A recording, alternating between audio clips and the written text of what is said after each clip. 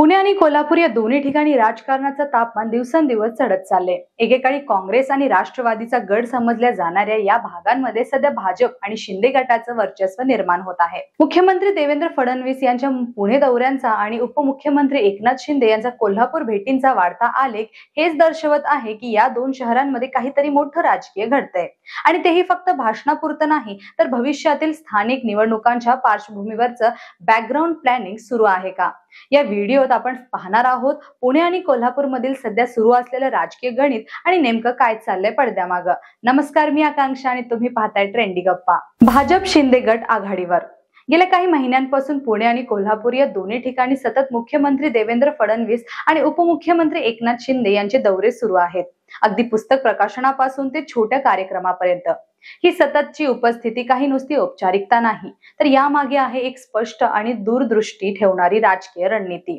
पश्चिम महाराष्ट्र म्हणजे कोल्हापूर, पुणे, सातारा, सोलापूर या भागात पूर्वी काँग्रेस व नंतर राष्ट्रवादी काँग्रेसचं मजबूत वर्चस्व होतं, पण गेल्या काही दशकात ही परिस्थिती हळूहळू बदलली आहे। पुणे हे आता भाजपचे एक मजबूत केंद्र बनले तर कोल्हापूरमध्ये पूर्वी शिवसेनाचा गड होता, पण ती जुनी शिवसेना होती। आता मात्र शिंदे गटाने इथे आपली जागा बनवली आहे।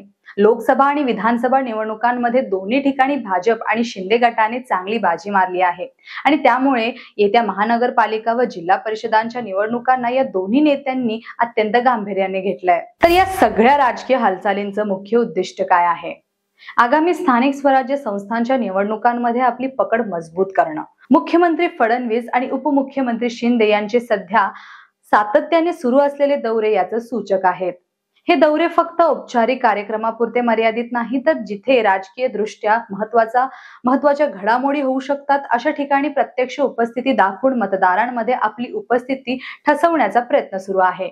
यातून स्थानिक सत्ता मिळवण्यासाठीचं एक ठोस आणि शांतपणे राबवलेलं नियोजन स्पष्टपणे दिसतंय। पारंपरिक पक्षांनी हे लक्षात घेतलं पाहिजे।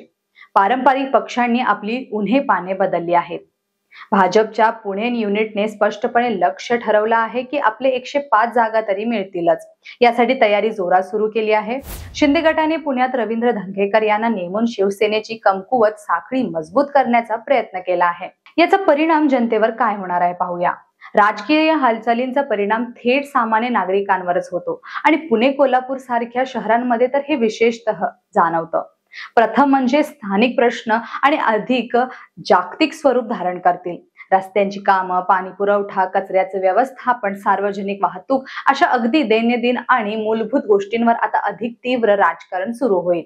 विकास आराखडे, खासगी प्रकल्प, बिल्डर लॉबी आणि नियमाचं काटेकोर पालन या सगळ्यांमध्ये स्थानिक राजकीय गणितांचा अधिक प्रभाव जाणवतो। दुसरं म्हणजे स्थानिक नेत्यांवरचा दबाव बदलणार आहे।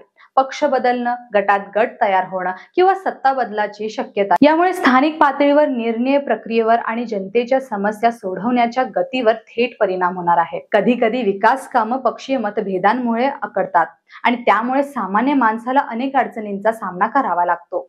पुणे आणि कोल्हापूर सारख्या शहरे आता पूर्ण सांस्कृतिक किंवा ऐतिहासिक केंद्र राहिलेले नाहीत, ती आता राजकीय रणनीतींच्या प्रयोगशाळा बनल्या आहेत। मुख्यमंत्री फडणवीस आणि उपमुख्यमंत्री शिंदे यांचे दौरे इथल्या नेत्यांची गाठीभेटी आणि नेहमींपेक्षा जास्त सक्रियता यामागे आहे एक स्पष्ट नियोजन। आगामी महानगरपालिका, जिल्हा परिषद आणि स्थानिक निवडणुकांमध्ये सत्ता मिळवण्याचा निर्णायक प्रयत्न। म्हणजेच हे सगळं राजकारण फक्त पक्षांसाठी नाही तर सामान्य जनतेच्या भविष्यासाठीही महत्त्वाचं ठरणार आहे। विकास कामांची दिशा, सार्वजनिक सोयी सुविधा आणि प्रशासनावर याचा थेट परिणाम होणार आहे। पुणे आणि कोल्हापूरमध्ये राजकीय हालचालींमुळे स्थानिक विकासाला नवा मार्ग मिळेल का? कमेंट करून नक्की सांगा। व्हिडिओ आवडला असेल तर ट्रेंडी गप्पा या YouTube चॅनेलला सबस्क्राईब करायला विसरू नका। धन्यवाद।